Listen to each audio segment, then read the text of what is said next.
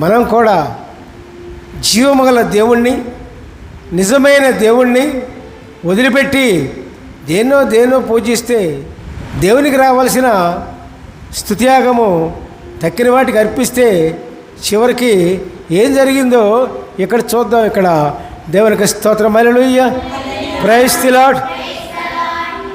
దానియేలు 5వ అధ్యాయము 24, 27 నేనే చదువుతాను, ఎవరు చదవద్దు. కావున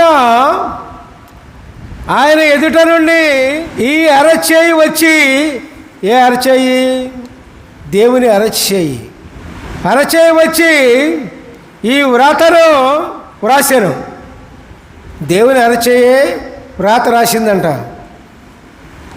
ఏమని? వ్రాసిన శాసన మీదనగా మేనే మేనే టికెల్ ఉఫార్సిన్, 3కి 3 అర్థాలు ఉన్నాయి. చెప్తా. దేవునికి స్తోత్రం, హల్లెలూయా, ప్రైజ్ ది లార్డ్. వాక్యభావం ఏమనగా, మీనే అనగా దేవుడు నీ ప్రభుత్వ విషయంలో లెక్క చూసి దాన్ని ముగించను. అయిపోయింది ఆడి పని. దేవుని కోపం వస్తే అంతే. ఎంత గొప్ప స్థితిలో ఉన్నా, నువ్వు ఎంత గొప్పవాడివైనా, ఎంత గొప్ప ధనం ఉన్నా, ఎంత శౌర్యమో, ఎంత అధికారమో ఉన్నా, దేవుని ఎందుకు గర్విస్తే, దేవునికి స్తుతులు అందించకపోతే ఏమవుద్ది?